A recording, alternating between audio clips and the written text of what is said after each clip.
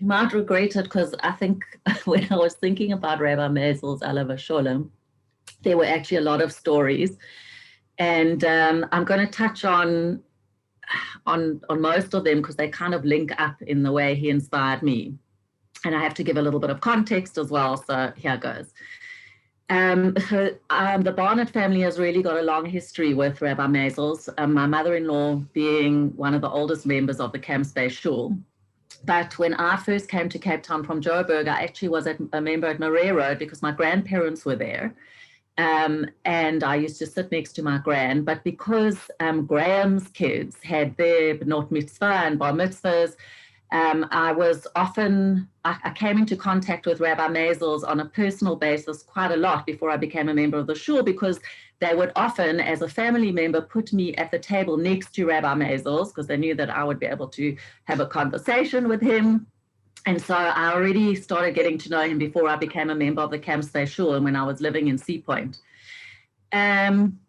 And then we moved to Camp Spey, and I used to go one Friday night I'd go to Camp Spey, one I'd go to Sea Point, and eventually I decided, you know what, I live in Camp Spey now and I wanted to just, make it my place. And I started walking to shul and becoming a little bit more observant, and he was very helpful towards me with that. I mean, he said you can't do everything in a day, and I certainly haven't even done it in this many years, but he was great from that way.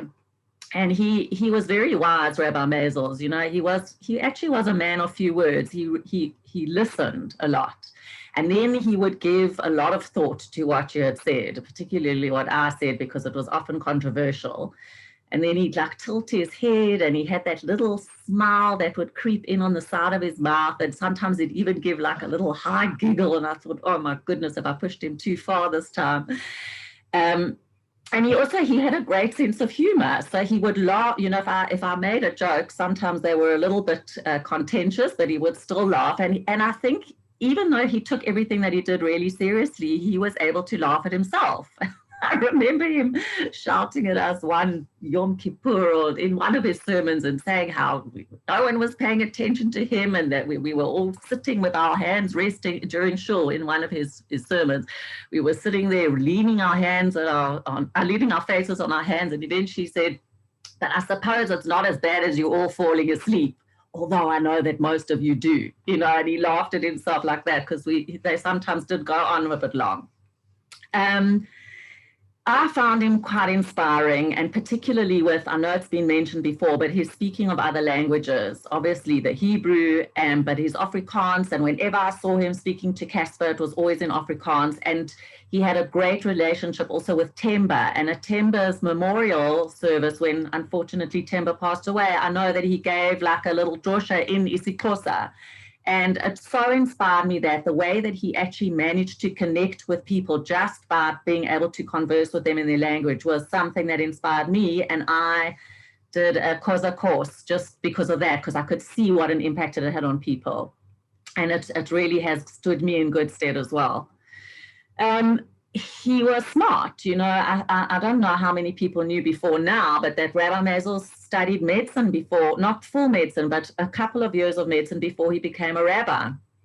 And when our son Jay was born, he had a deformity that needed to be seen to, and it would affect the bris. So I called Rabbi Mazel's to come and have a look and speak to us, and should we do something about it? Shouldn't we? And he just had the most amazing, caring, empathetic way about him.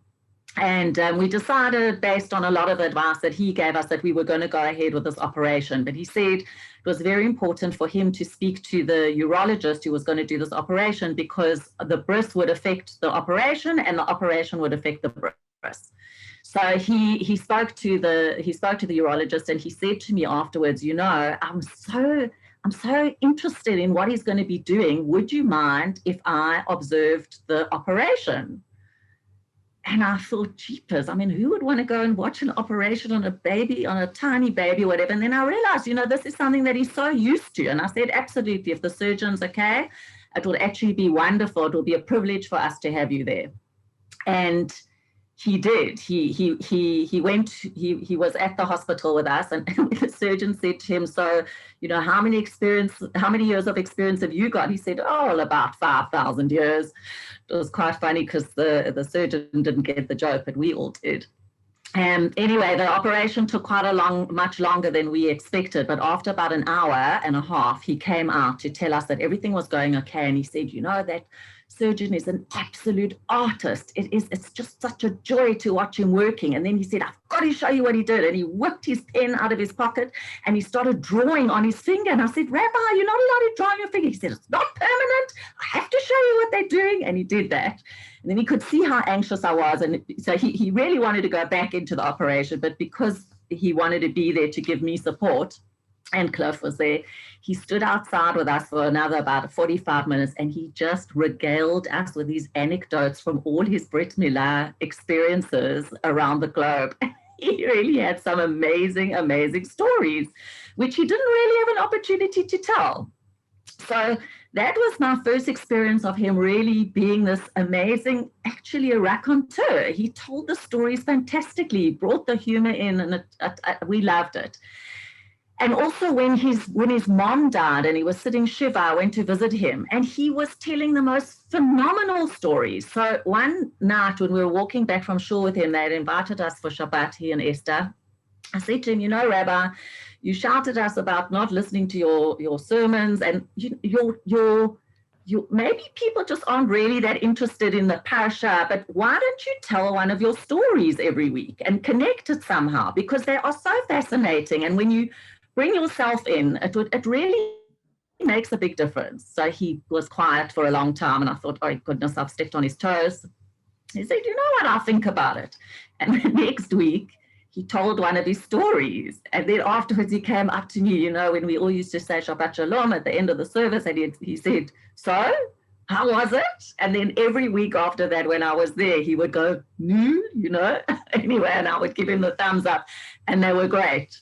I encouraged him to write them down because I really thought it would be amazing for him to eventually publish a book. And he always said to me, I don't have enough time, but I honestly, I tried to press on him how important it was.